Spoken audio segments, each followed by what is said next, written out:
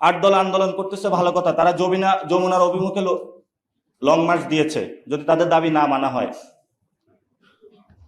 আমরা তাদের আন্দোলনের সাথে সংহতি জানালাম।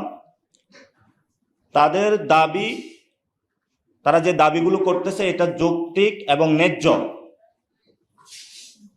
যদি সরকার এই আন্দোলনের উপর আবার পুলিশ দিয়ে, র্যাব দিয়ে, পেটুয়া বাহিনী দিয়ে কোনো দমন করার চেষ্টা চালায়, রাজপথে ইনশাল্লাহ আমরা একে একে কাঁধে কাঁধ মিলিয়ে ঐক্যবদ্ধভাবে লড়াই করব।